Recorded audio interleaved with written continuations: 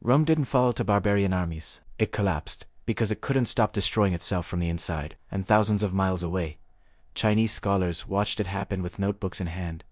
They weren't shocked.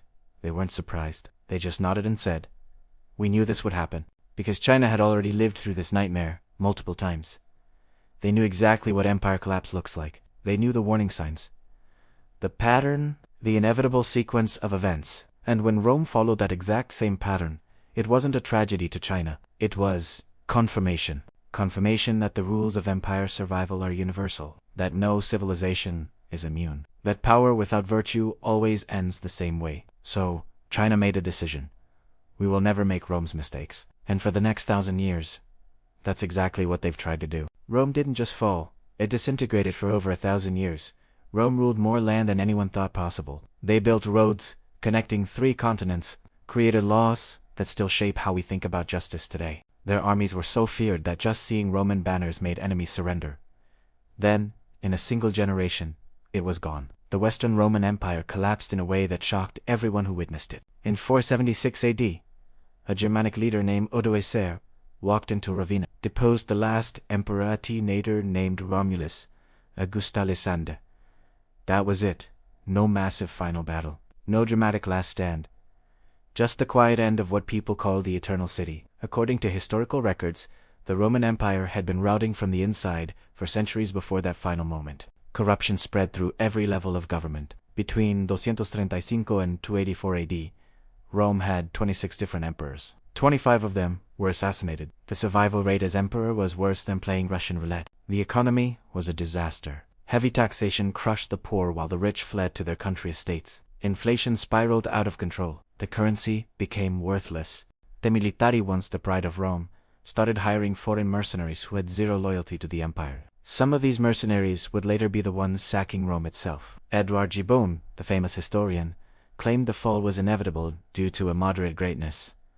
Rome got too big, too corrupt, too disconnected from what made it strong in the first place. Prosperity planted the seeds of decay, but the part that matters most for understanding China is this. Rome split itself. In 293 AD, Emperor Diocletian divided the empire into 4 parts to make it easier to govern. Later, it became East and West. 2 separate empires sharing a name but competing for resources. The Greek-speaking East got richer. The Latin-speaking West crumbled. They argued over military support, fought over trade, competed instead of cooperating. Division killed Rome. And thousands of miles away, Chinese scholars were taking notes. The ancient Chinese knew about Rome. They called it Daxin, meaning Great Qin. This was massive. Qin unified China, so calling Rome Great Qin meant they saw it as an equal. Another empire on the opposite side of the world, just as powerful, just as sophisticated. Chinese records describe Daxin as a land with hundreds of cities, a king by a great river, and tall, honest people. They noted Rome's laws, customs, and currency with the kind of detail you reserve for someone you respect. There was even a supposed Roman embassy that reached the Han court in 166. Historians debate if they were actual diplomats or just merchants claiming to represent Rome. But the point is this: China paid attention. China didn't just see Rome as a distant trading partner. Historical linguist Edwin Pouliblanc explained that Chinese historians considered Daxin to be a kind of counter-China located at the opposite end of their known world. A mirror image, another great civilization that ruled vast territories and maintained order through sophisticated government. From a Chinese perspective, Rome's collapse wasn't shocking. It was predictable. The dynastic cycle. Chinese civilization runs on a cycle called the dynastic cycle. It's been the operating system of Chinese politics for over 2,000 years. The pattern is burned into how Chinese people think about power, government, and history. Here's how it works. A new dynasty rises to power and gets the mandate of heaven. This is a complete philosophical framework that says heaven gives the right to rule to virtuous leaders. The new emperor distributes land to peasants, cuts taxes, fights corruption. The first few generations are golden. Prosperity, stability, growth. But then, slowly, things change. The emperor gets disconnected from regular people. Corruption starts in distant provinces. Minor rebellions break out. Taxes go up. The government takes land from peasants. Natural disasters, strike floods, earthquakes, famines. And the emperor can't or won't help. In the Chinese worldview, these disasters aren't random. They're heaven sending a message.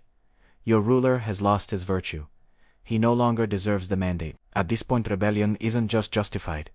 It's necessary. It's the people doing heaven's work by removing a corrupt ruler and replacing him with someone virtuous enough to restore order. Then the cycle repeats.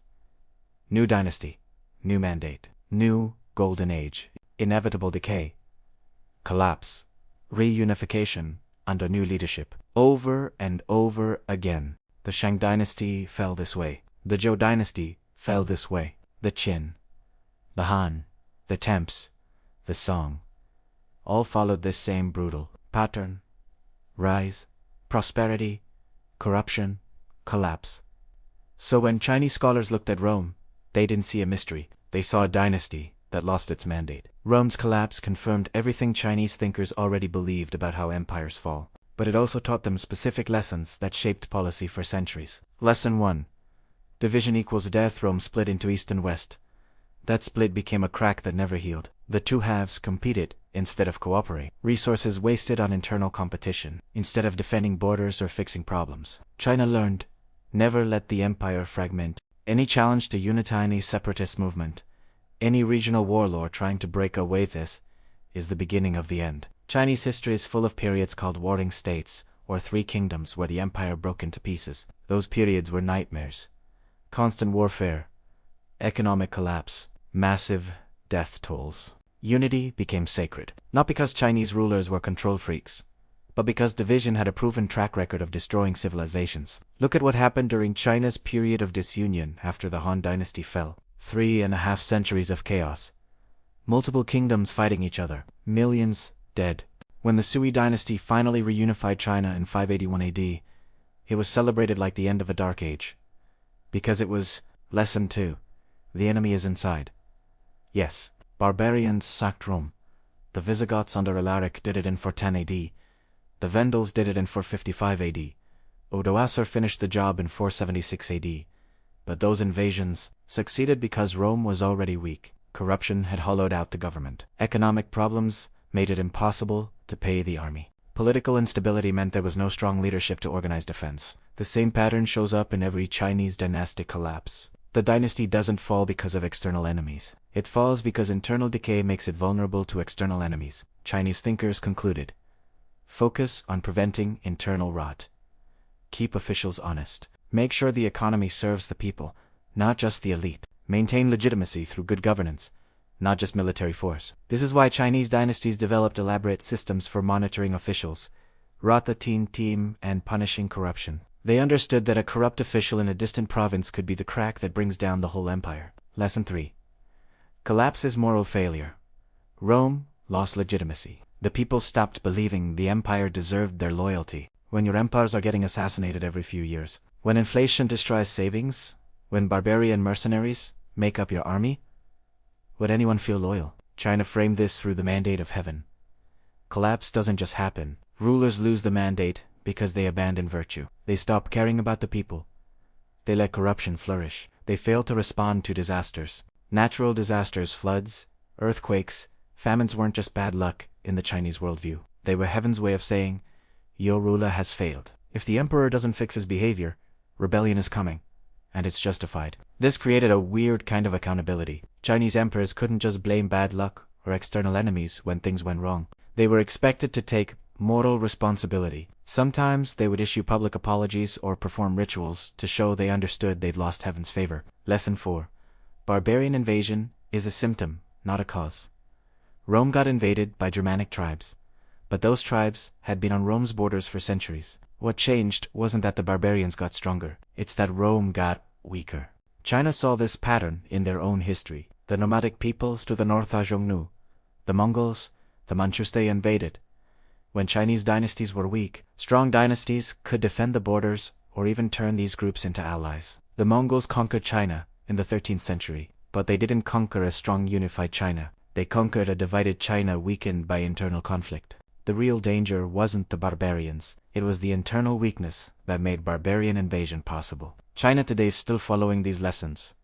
Fast forward to today, China is still following these lessons like a survival manual. The Chinese Communist Party studies the collapse of empires obsessively. When the Soviet Union fell in 1991, the CCP didn't celebrate. They paniqued. They generated tens of thousands of internal papers analyzing what went wrong.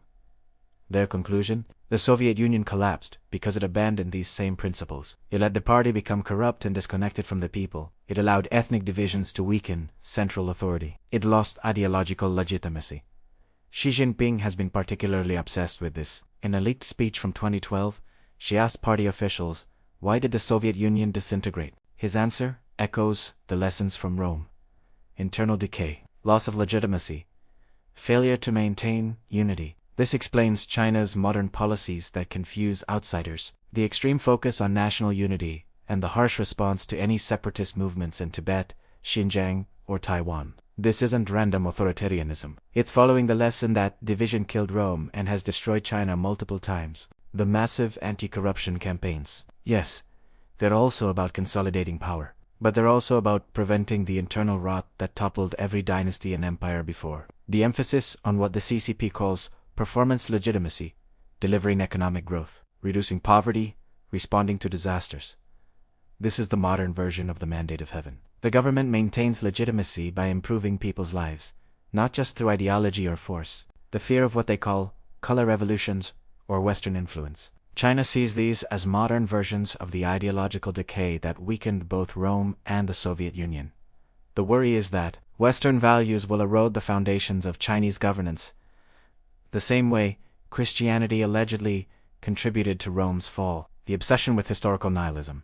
The idea that questioning party history weakens legitimacy. If people stop believing the CCP's narrative about itself, they stop believing it deserves to rule. That's loss of mandate in modern language. The fundamental difference. Western empires throughout history focused on external expansion and external threats. Build bigger armies, conquer more land, defend the borders. Chinese dynasties focused on internal cohesion and internal threats. Keep the bureaucracy clean. Prevent warlords from getting too powerful. Make sure the economy works. Respond to famines and floods. Maintain ideological unity. This isn't because Chinese people are naturally more paranoid. It's because their history taught them a brutal lesson.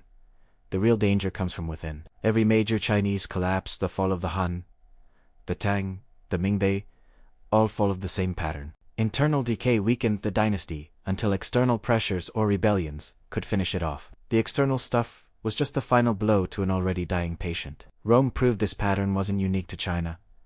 It was universal. Any empire, no matter how powerful, will collapse if it rots from within. So when China looks at the world today, they're not just watching geopolitical competition, they're watching for the warning signs. The symptoms they've seen before. Internal division, corruption, loss of legitimacy, economic dysfunction. And if they see those signs in other empires, they take notes, just like they did with Rome.